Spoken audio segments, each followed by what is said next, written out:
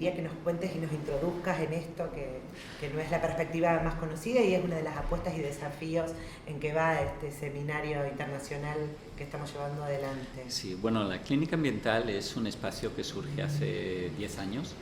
y surge porque tuvimos la capacidad tal vez de escuchar lo que nos estaban diciendo niños en la frontera que estaba siendo fumigada precisamente por la política de aspersiones aéreas del Plan Colombia, donde vimos cómo los niños empezaron a perder el color en sus dibujos, cómo los impactos habían alcanzado no solamente el ADN, sino también las emociones, y cómo tendríamos que hacer un regreso a la risa, a la sonrisa de esos niños en la frontera. Entonces vimos que teníamos que iniciar con un trabajo que fuera multidisciplinario,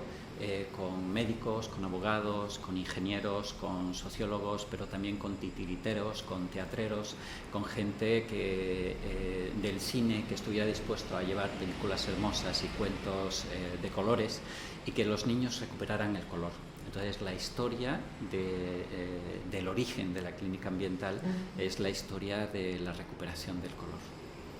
Eso va un poco en la lógica o en el sentido de esto de la memoria, verdad y reparación, ¿no? Que es un poco el eje del trabajo que también estamos en el seminario intentando compartir. De hecho, a mí me llamaba un poco la atención porque el grito en la calle que hubo después de las dictaduras era verdad, justicia y reparación. Y en este grito que sale en las calles en los años 70, 80, se convierte después en un principio a seguir por parte de las Naciones Unidas, que a finales de los 90 lo transforman ya en un derecho, y es el derecho a la verdad, el derecho a la justicia, pero sobre todo el derecho a la reparación.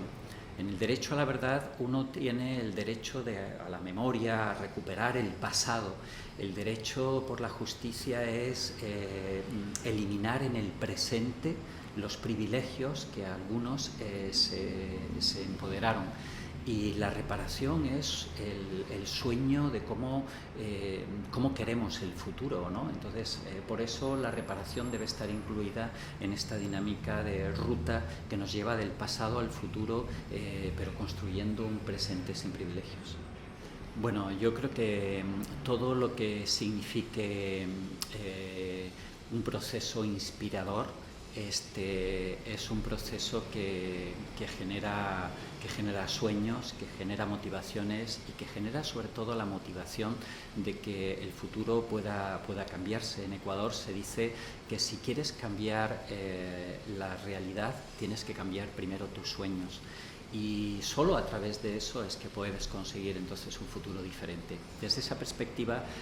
todo lo que son las propuestas de reparación están encaminadas en esto y a conocer qué es lo que pasó. El tribunal va a contar con un grupo de personas que han investigado la problemática del agronegocio desde diferentes instancias y que van a intentar hacer presente lo que ha significado en otros países, en otras experiencias, en otros lugares o aquí mismo también, y desde ahí intentar ver cómo se podría hacer un futuro mejor, pero con la palabra de profesionales que están al frente, que han tenido una trayectoria de lucha por los derechos de la naturaleza, que están siendo también inspiradores en esta década que ya han cumplido en Ecuador al menos, pero que se siente que realmente pueden ser más que inspiradores, que pueden sentar a las transnacionales para exigirles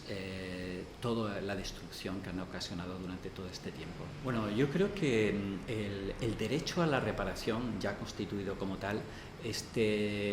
nos obliga a repensarnos y cómo intentar ver que los trabajadores de la salud no son los trabajadores del medicamento, sino que el horizonte de la salud es mucho más amplio. Nosotros venimos con la idea que de alguna manera conseguimos en unos eventos realizados en México con población indígena, de que salud es dignidad. Cuando hablamos de trabajadores de la salud, tenemos que empezar a pensarnos como trabajadores de la dignidad. Y eso significa dar un salto cuántico casi de lo que hemos venido haciendo hasta ahora, ¿no? No es solamente tratar al enfermo porque está enfermo o con la humanidad de que está enfermo, sino que también tienes que acompañar ese proceso de enfermedad hasta construir salud, y es hasta construirle la dignidad que muchas veces está perdida y sobre todo está afectada porque muchas veces el proceso de atención médica es un proceso que te vuelve a revictimizar como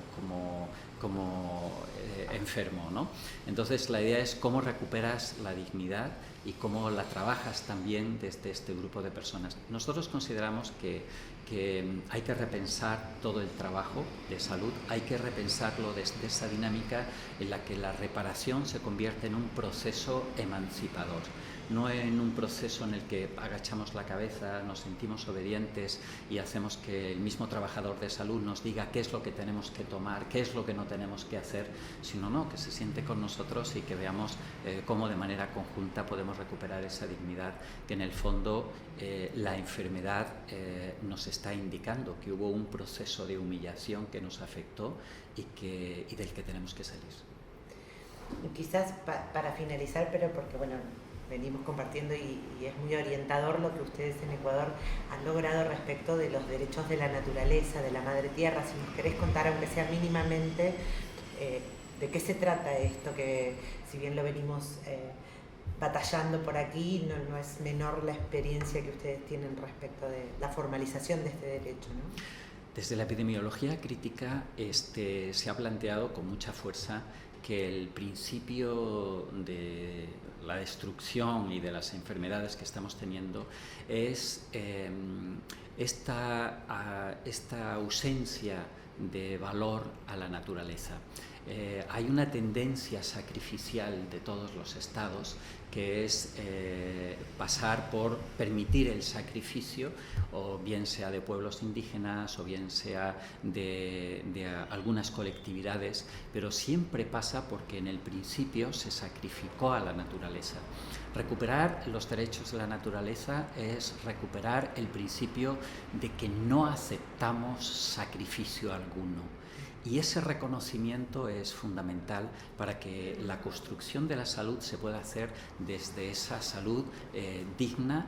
y sin renuncias, que es absolutamente el camino a seguir. Entonces, la epidemiología lo que nos plantea es que lo que primero hicieron los conquistadores cuando llegaron a América Latina fue dar dos órdenes. La primera fue: la tierra es nula y el alma de la que lo habitan es nula también. Entonces, esos dos ejes contra la naturaleza y contra las personas que lo habitaban duran hasta hoy, y es lo que genera todas las políticas de racismo, pero también todas las políticas de destrucción, de permisividad a las empresas para que puedan contaminar todo lo que se quiera. Eso lo tenemos que sacar de nuestras cabezas, porque es el principio que está horadando cualquier futuro saludable que queramos hacer, ¿no? ¿Y qué rol juegan para vos las universidades en esa construcción o en esa deconstrucción? Yo creo que las universidades se tienen que reconstruir también, ¿sí? Tienen que pasar por ese proceso de repensarse normalmente. Hay una experiencia muy dramática, por decirlo así, que fue precisamente Alma-Ata en 1978, cuando todos los países aceptaron la declaración de Alma-Ata, en la que se reconocía que la gente de las comunidades tenían un conocimiento que había que aprovechar, que se podría utilizar en la recuperación de la salud. Y era un proceso de construcción de dignidad. Sin embargo, llegó la academia, llegó Harvard, llegaron funcionarios de esa universidad para decir que eso no era factible y que se tenían que utilizar una serie de ítems muy concretos, y así surge la atención primaria de salud selectiva, que era una lista de 4 puntos que había que seguir religiosamente. Esa lista es la que permitió que el ejército en las comunidades pudiera cumplir el efecto que iban a cumplir los sanadores tradicionales. Entonces, esa sustitución de gente sabia comunitaria por un ejército es lo que se está denunciando en este evento, que hay una política de imposición, de despojo y de exposición, y frente a este proceso hay que reconstruir un proceso emancipador que es el que de alguna manera va a permitir que podamos construir salud o no.